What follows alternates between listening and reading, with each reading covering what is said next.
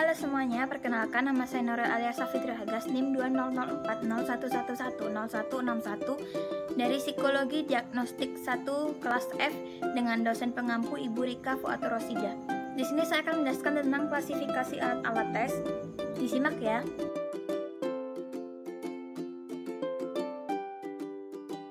Setelah lulus pada tahun 1910, Rosach bekerja di beberapa klinik dan rumah sakit. Selama 10 tahun, Rosach bekerja sekaligus melakukan penelitian mengenai bercak tinta yang menjadi minatnya setelah lulus dari kedokteran. Hasil penelitian tersebut diterbitkan pada tahun 1921 dengan judul Psikodiagnostik. Saya akan menjelaskan tentang aspek-aspek tes Rosach. Satu, aspek kognitif, yaitu status dan fungsi intelektual, pendekatan terhadap masalah, kekuatan observasi, pemikiran orisinil, produktivitas ide, dan luas interest. Dua, aspek afektif, yaitu suasana emosi secara umum, perasaan terhadap diri sendiri, responsivitas terhadap orang lain, reaksi terhadap tekanan emosional, dan kontrol terhadap dorongan emosional. Yang ketiga, aspek fungsi ego, yaitu kekuatan ego, daerah konflik, dan pertahanan.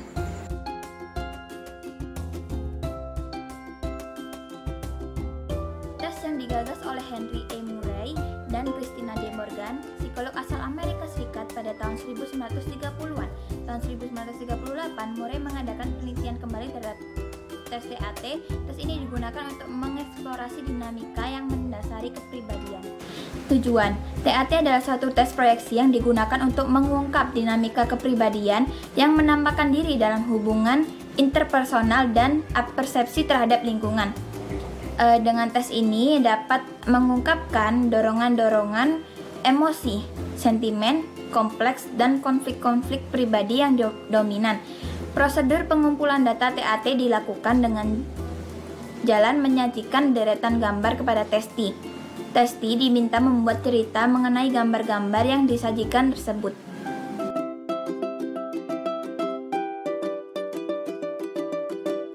Tes HTP pertama kali dibuat oleh John N. Buck dan W. L. Warren dari Western Psychological Service. Dikembangkan pada tahun 1947, direvisi tahun 1948 sampai 49, kemudian Buck and Warren ini melakukan revisi kembali pada tahun 1992. Prinsip tes ini dikembangkan dari Good Enough Scale yang berfungsi untuk mengukur kematangan intelektual. Buck meyakini bahwa gambar rumah dan pohon juga dapat memberikan informasi yang relevan mengenai kepribadian individu.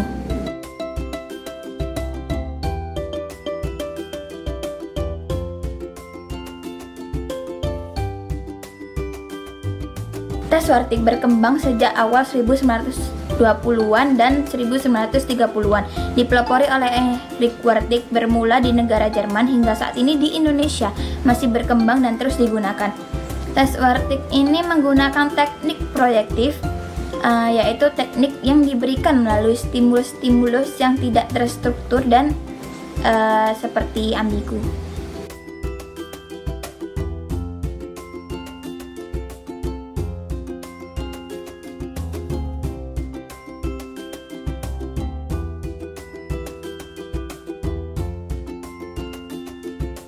Di sini saya akan menjelaskan tujuan dan fungsi. The Tree Test atau yang disebut Baum ini memiliki tujuan untuk menilai karakter dan kepribadian seseorang dari sosok gambar pohon yang diberikan.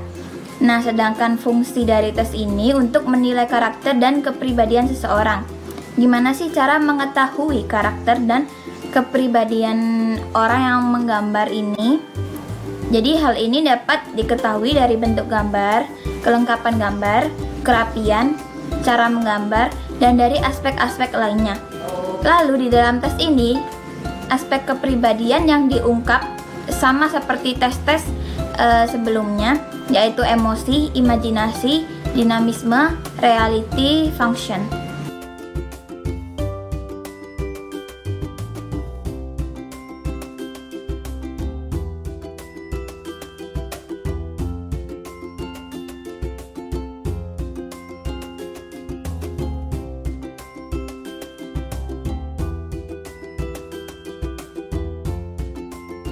WISE merupakan alat tes intelijensi atau kecerdasan yang ditemukan oleh David Wechsler, Rumania. WAIS merupakan alat tes intelijensi yang dikembangkan dan diperkenalkan pada tahun 1981 dengan nama WAIS-R. WAIS diciptakan dengan dasar pikiran intelijensi terdiri dari beberapa aspek, yaitu aspek verbal, abstrak, dan numerikal.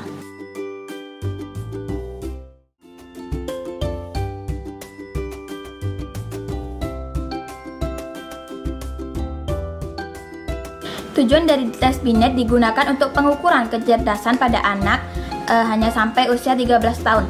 Tes Binet ini termasuk klasifikasi tes yang bersifat individual. Sedangkan fungsi dari tes Binet untuk mengukur kemampuan mental seseorang. Alfred Binet menggambarkan intelijensi sebagai sesuatu yang fungsional, yaitu kemampuan untuk mengarahkan pikiran atau tindakan, kemampuan untuk mengubah arah tindakan bila tindakan tersebut telah dilaksanakan, dan kemampuan untuk mengkritik diri sendiri.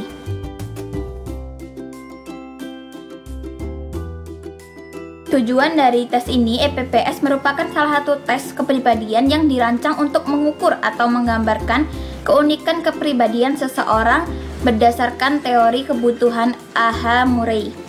Sedangkan fungsi dari tes ini yaitu menyelesaikan tugas dengan aspek menerima, memengaruhi, serta menimbang, dan memutuskan hingga memperlakukannya terhadap tugas dan hubungan personal.